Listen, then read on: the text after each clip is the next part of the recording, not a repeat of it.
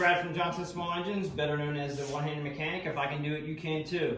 We are working on a Hustler Raptor. Now this version, they call it the SD. I'll give you the model number on it, but the video today is about this machine will not start. The model number on this machine is a 936708. All right, and it's a Raptor SD. It's a 42-inch cut. And if you ever get on your machine and it will not start, when you start these machines up, you have to have the brakes out. Some of the Hustlers actually have the emergency brake. This one does not. So these have to be in the out position. Sit down, put them out. When you go to start the machine up, it should start, and it does not. And the customer got on this thing and he's like, yeah, Brad, he goes, I have to wiggle and jiggle and move these things all around and then it starts. Okay, well, we figured out what it was. It's something pretty simple, and anybody can, if you have all you need is a 5/16 socket or maybe even a wrench. I just noticed that it's a little bit easier to do, but there's a safety switch on this side, and then you have a safety switch on this side. These switches right here need to be pushed in when these bars are all the way out. So if you look at this one here, when the bar goes in, it actually goes away from the switch. When the bar is out in your brake position, it pushes in on the switch.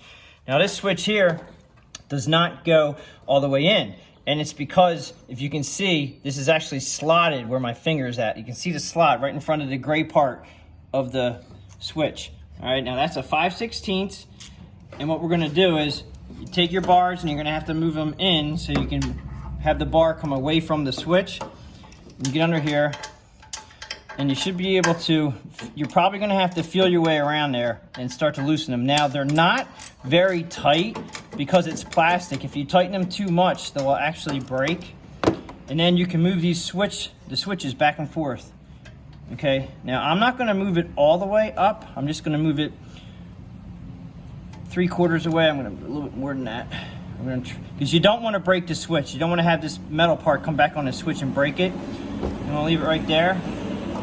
I apologize for the extra noise out there. We have trucks going by. All right, so I'm gonna tighten this up. Now there's 2 bolts on the switch, and there is no nut on top. It's threaded into the metal part. And I'm gonna tighten them pretty darn snug. You don't want to crack the plastic, but you got to have them tight so they don't move. This one might have been a little bit loose and it just pushed back. Okay, now when you put the handlebar out, this should push this in. So it looks like it definitely is working a little better. Let's go ahead and try it. And you may have to do this a few times to get it set up right. Now when we get on it, let's see if it'll start up. All right, so there you have it. A very easy fix for the Hustler SD Raptor.